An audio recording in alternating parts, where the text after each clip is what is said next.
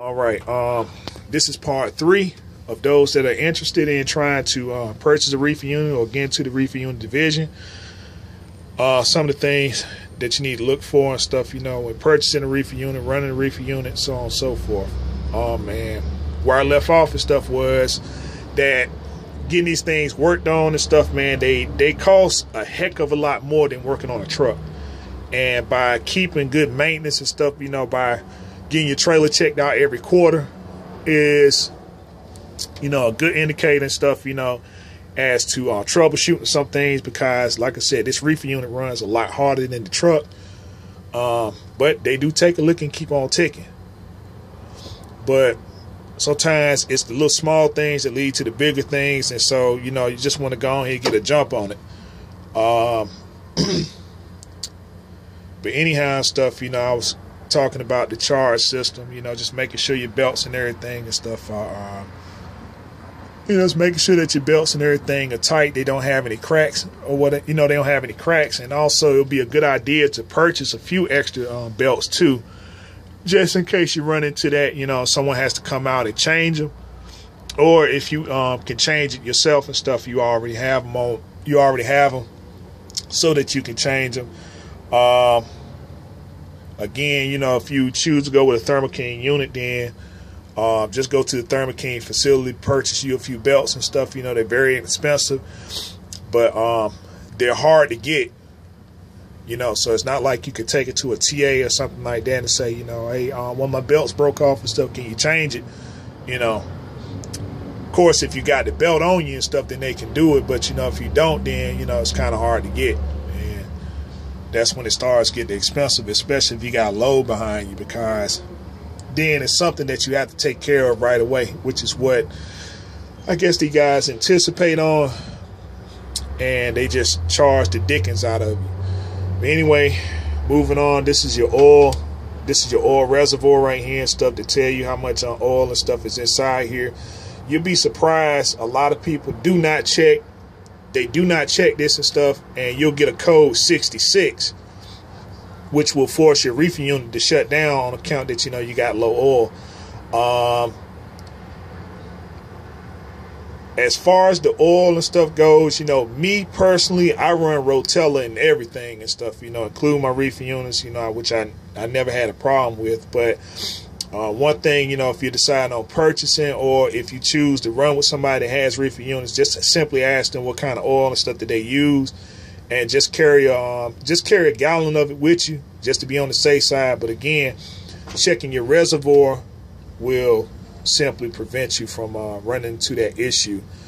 Another thing and stuff people they fail to do and stuff is give these things proper PM services, you know, changing the oil and fuel filters, the oil, fuel, and air filters, you know, which causes your reefer unit and stuff to run a lot harder to a point to where it just breaks down, you know.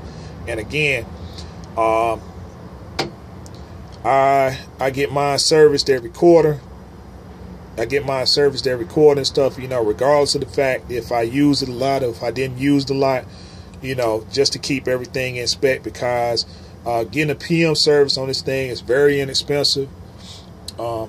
You know, changing the oil and stuff, the filters, and of course changing the air filter, which is up here. This is another section of the reefer unit that let's see if I can open it. Well, you open this part up here and stuff, it flips up, and you can go more into, you can see a lot more up here. You know, you can see that belt there. See the fuel water separating and stuff is there. You know, so changing those filters there and stuff will help improve the efficiency and stuff on your reefer unit. And like I said, a lot of people just neglect these things. They just put it up there and stuff, and they run them for years. You know, but a good idea is to get it changed every quarter. You know, change it every quarter and stuff, and then, you know, it'll keep up the good health of your reefer unit. The other thing is that, you know, your starter, checking your wires, checking your wires and stuff, make sure everything is tight.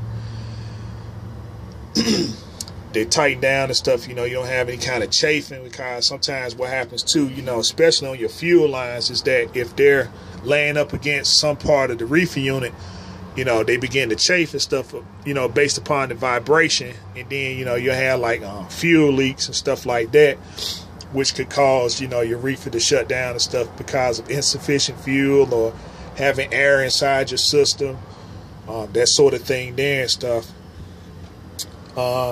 This right here, which I hope no one ever has to run into and stuff, is this right here is your hand pump. And what this does is, if you're if you ever get air inside your system, or if you run the fuel completely out of your reefer unit, then what you got to do is prime it. And this is the hand pump. This is one section which you have to do and stuff. The other section is opening up the bleeder bolt. Open up the bleeder bolt and stuff, which is right here.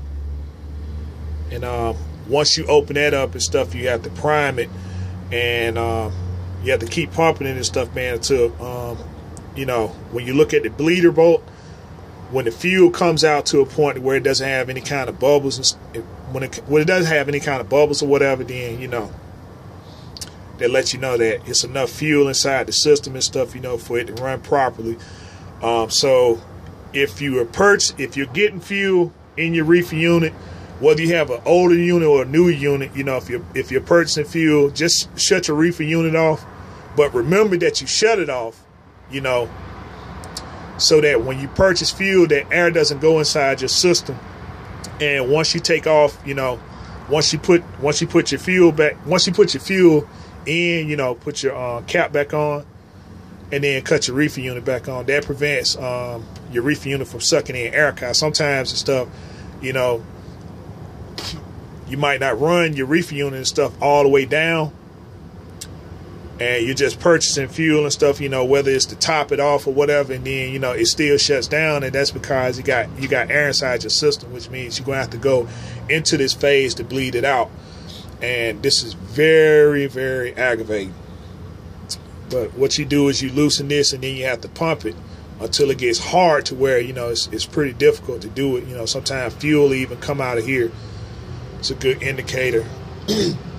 Another thing, if you get a code 63, that's where it comes from, is that means it sucked up trash inside your fuel system, which means that you're going to have to take off this right here. You got to take this off right here and stuff, and then get the trash off. You see it has two brass fittings, which you do not want to lose. So, you know, when loosening this up and stuff, you know, you loosen this up, you take this off, keep the brass fitting.